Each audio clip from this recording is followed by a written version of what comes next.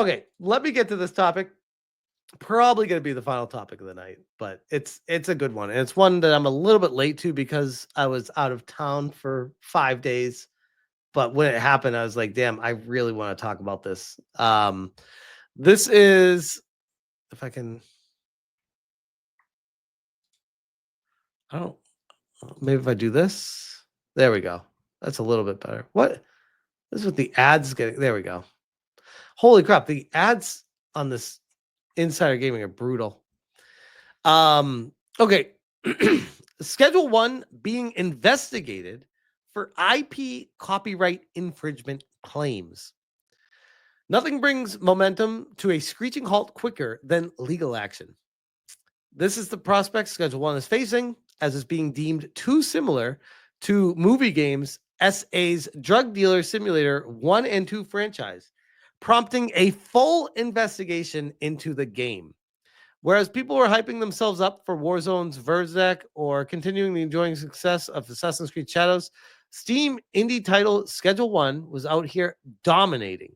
The game is about making and dealing drugs and all the rigors that come with the crime life. This is apparently appealing, as Schedule 1 has peaked over 400,000 players. In fact, I have it up here. Currently, let me refresh. It's probably going to go down because we're later at night. There we go. Yeah. So it's live right now as of nearly 11:30 p.m. Pacific time.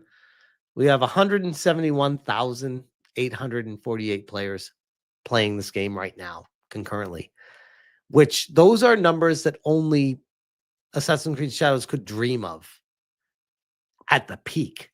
We are at the off hours right now where everyone's asleep, and they have nearly 200,000 people playing it concurrently with a peak of approaching 500,000 people.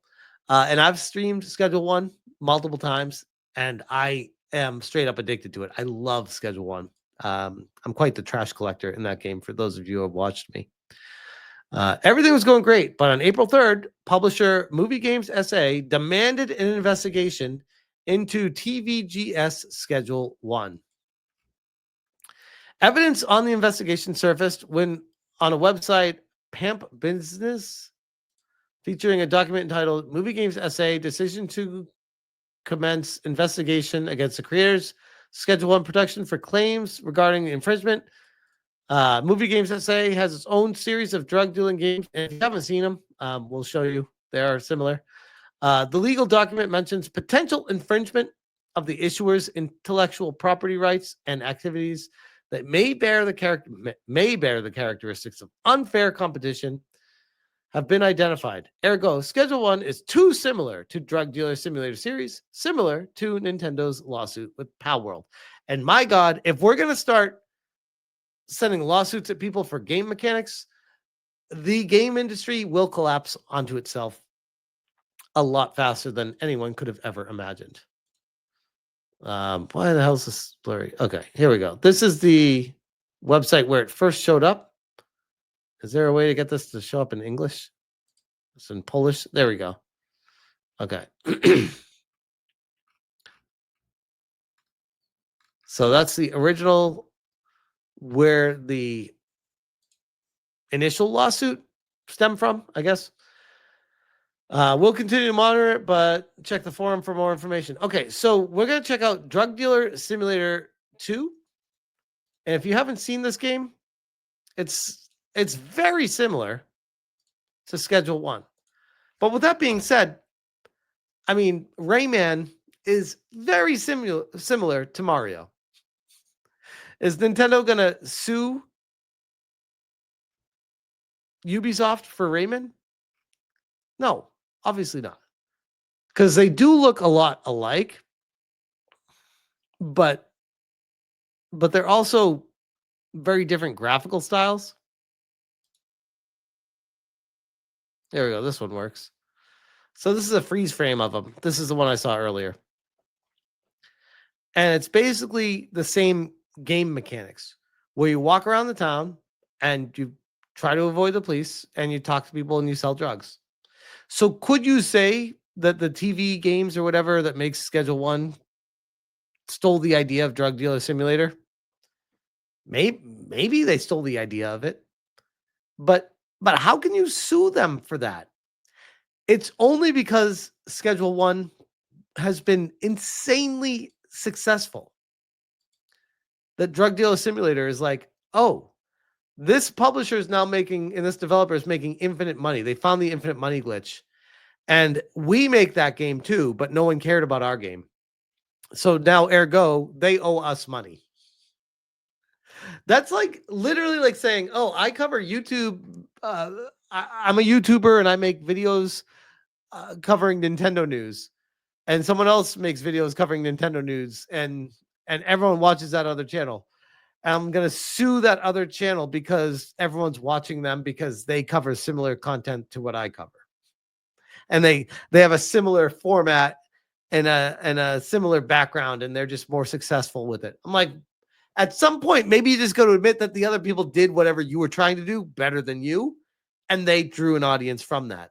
It drives me insane that this world's turned into anytime anything is ever successful, you get some crazy bitch throwing a lawsuit at you. Oh, wait.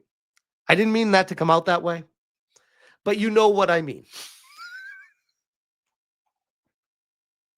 Anytime someone sees any hint of success, this kind of stuff always seems to happen. So my hope is that Schedule 1 prevails and Drug Dealer Simulator gets shut down immediately. But at this point, this just strikes me as a very jealous organization seeing a very successful game blow doors right now. And their game is, well, what is their game? Drug Dealer Simulator 2. Let's see. Oh, God. Damn, bro.